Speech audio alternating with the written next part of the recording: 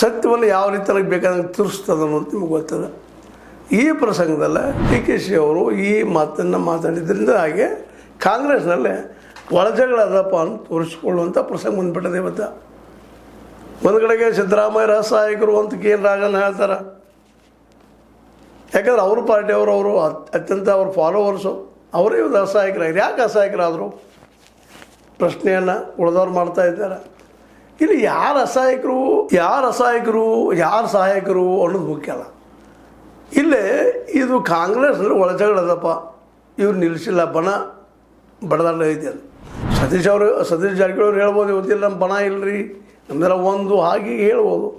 K N ರಾಜನೂ ಹೇಳ್ಬೋದು, D K she ಅವರು ಹೇಳ್ಬೋದು, ಎಲ್ಲರೂ ಹೇಳ್ಬೋದು, ತಮ್ಮ ಮೇಲ್ಪದ ಮಾತುಗಳು ಹೇಳ್ಬೋದು. ಆದ್ರೆ ಊಹಾಪೋಹ ಮಾಡುವಂಥ ಜನರಿಗೆ, ಅದಕ್ಕೆ ಹೊಸ ರೂಪ ಕೊಡೋ ಜನರಿಗೆ ನಮ್ಮಲ್ಲಿ ಗಾದಿ ಮಾತೈತಿ. ನಿಮ್ಗೆ ಗೊತ್ತದ, ನೀರೊಳಗೆ ಕಪ್ಪಿ ನೀರು ಕುಡಿದ್ರು ಬಂತು, ಕುಡಿಲಿಕ್ಕೂ ಬಂತು ಅಂತೇಳಿ ಹಂಗಲ್ಲಿ ಒಳಗದಪ್ಪ. ಸ್ವತಂತ್ರವಾದ ಮೀಡಿಯಾಗೆ ಬೇಕಾಗಿರುವುದು ಸ್ವತಂತ್ರ ಧ್ವನಿ. ಆ ಸ್ವತಂತ್ರ ಧ್ವನಿ ಉಳಿಸಲು ನೀವು ಮಾಡಬೇಕಾದದ್ದು ಇಷ್ಟೇ. ಅದೇನಪ್ಪಾ ಅಂತಂತಂದ್ರೆ ನಿಮ್ಮ ಕೈಲಾದಷ್ಟು ಸಹಾಯ ಈ ಚಾನಲ್ಗೆ ಮಾಡಿ ಹಾಗೂ ನಿಮ್ಮ ಧ್ವನಿಯನ್ನು ಕಾಪಾಡಿಕೊಳ್ಳಿ. ಒಳಗೆ ಬೆಂಕಿ ಐತಿ, ಮ್ಯಾಲ ಹೋಗಿ ಬರತೈತಿ ಅಂತೇಳಿ.